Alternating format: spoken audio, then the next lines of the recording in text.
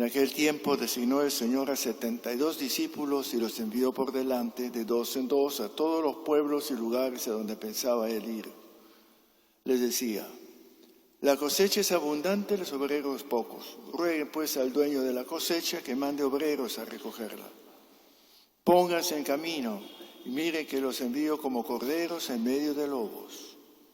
No lleven bolsa, ni alforja, ni sandalias, y no se detengan a saludar a nadie por el camino. Cuando entren en una casa, digan: paz a esta casa. Y si hay gente de paz, descansará sobre ellos la paz. Si no, volverá a ustedes. Y quédense en la misma casa, coman y beban de lo que tengan, porque el obrero merece su salario. No anden cambiando de casa en casa. Si entran en un pueblo y lo reciben bien, coman lo que les pongan. Curen a los enfermos que haya y digan: está cerca de ustedes el reino de Dios. Cuando entren en un pueblo y no los reciban, salgan a la plaza y digan: hasta el polvo de esta ciudad que se nos ha pegado a los pies lo sacudimos sobre ustedes. De todos modos, sepan que está cerca el reino de Dios. Yo les digo que aquel día será más llevadero para Sodoma que para esa ciudad. Es palabra del Señor.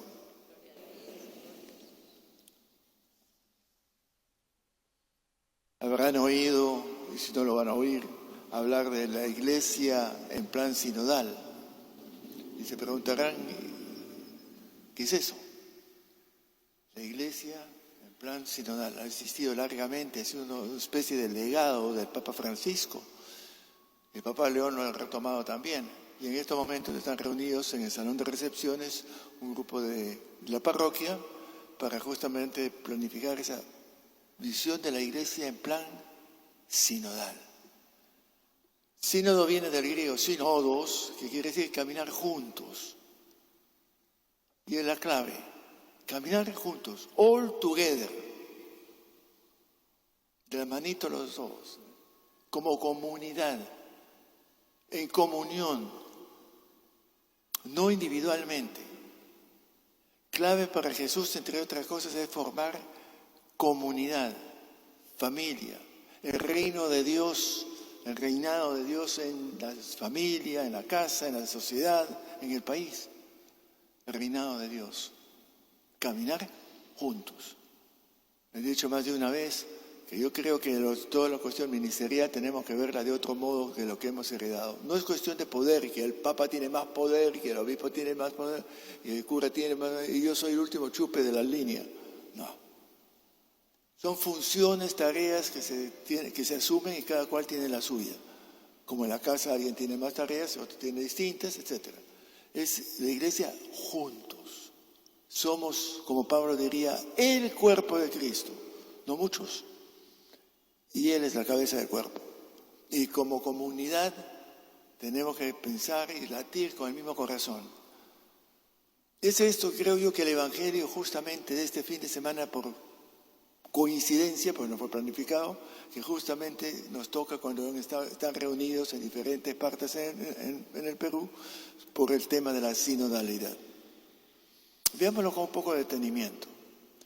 Empecemos por tomar en nota que es Lucas que escribe a su comunidad.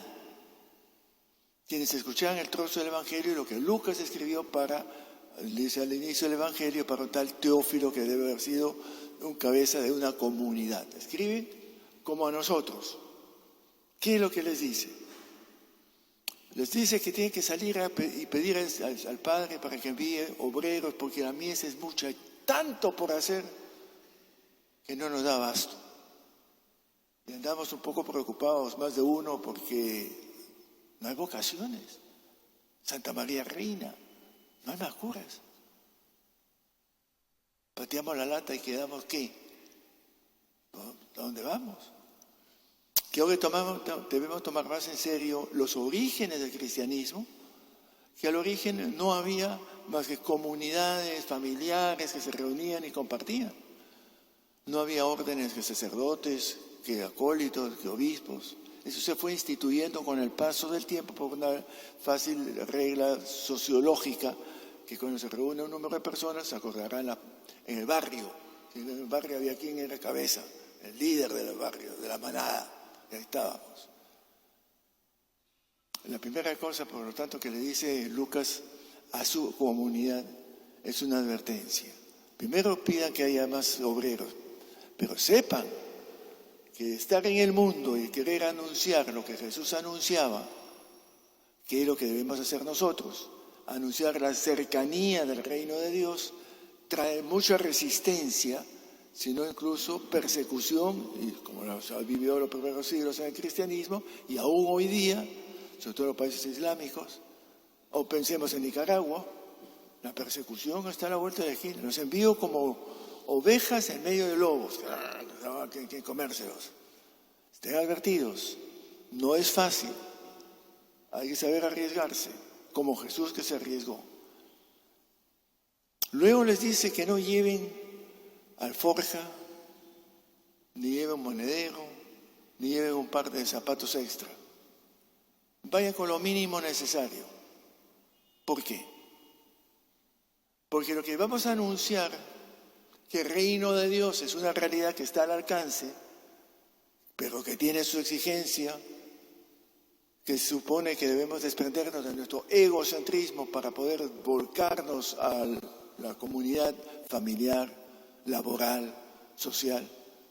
Lo debemos hacer no por interés económico o posicional, sino gratis. Gratis. Por eso no llevamos nada, ni estamos detrás de que nos den sueldos y nos estén encumbrando. ¿Cuántas veces, y en nuestra patria también, la religión ha servido para hacer dinero? Se ha utilizado. Es un buen negocio, que tiene buena labia, va a tener clientes, no se preocupen, si le das el diezmo, más mejor. Y si no, vamos al Evangelio de la Prosperidad. La religión se presta, todo lo que hay que tener es buen discurso, y no faltarán clientes.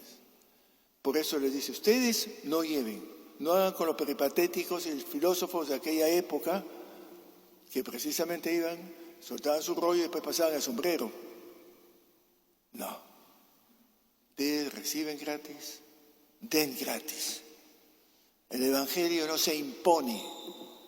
El Evangelio no es una fuerza política o de poder. El Evangelio es la buena noticia de la posibilidad de la fraternidad llevada por un Padre común. Por eso Jesús decía, Padre, como decimos en esta oración, Padre nuestro, no Rey, Emperador, Todopoderoso, Omnipotente, Padre.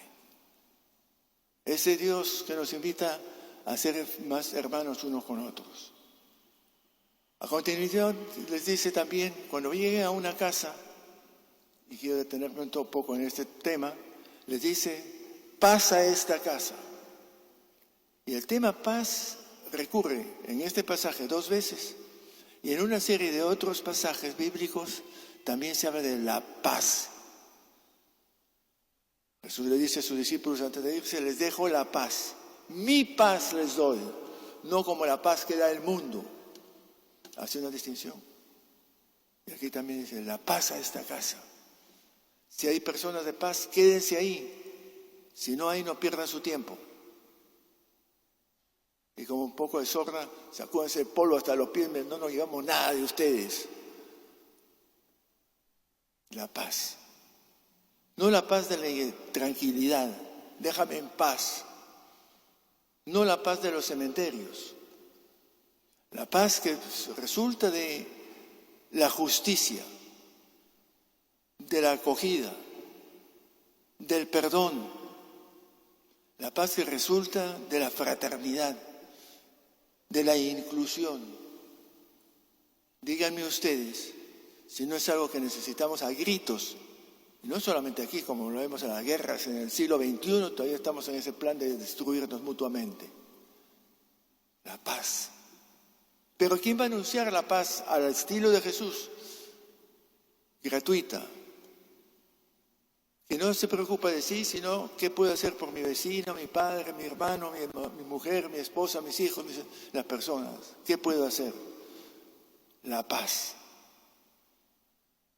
Eso es lo que se les desea. Mi paz les dejo, no como el mundo. Una paz interesada, el silencio de los cañones, hasta la siguiente vuelta de la esquina. la paz. Pero para eso necesitamos anunciadores que propongan este camino de la paz. Y para ir cerrando, quiero remitirme a lo que San Pablo había escrito, lástima que no tienen los textos ustedes, en la carta a los cristianos en Galacia, los Gálatas. Les escribió, entre otras cosas, lo que importa no es estar circuncidado o no estarlo, sino el ser criatura nueva. La paz y la misericordia de Dios vengan sobre todo los que se ajustan a esta norma. Ser una criatura nueva, distinta. Diría en San Juan un renacer, como en el bautismo, dice, volver a nacer.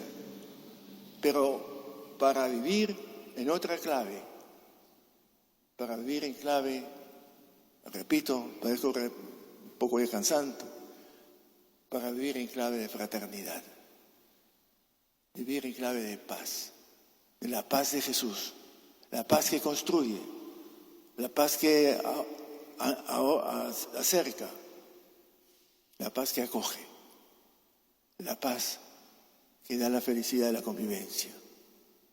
Pidamos, haciendo caso al evangelista Lucas que pone en boca de Jesús, pidan al Padre que envíe obreros a su mies. Y pidamos al Señor para que nos inspire a todos, no solamente a los curas y monjas, todos, all together. Pidamos al Señor que nos ayude a ser instrumentos de esa paz, la paz de Jesús, en clave del desprendimiento y la fraternidad. Que así sea.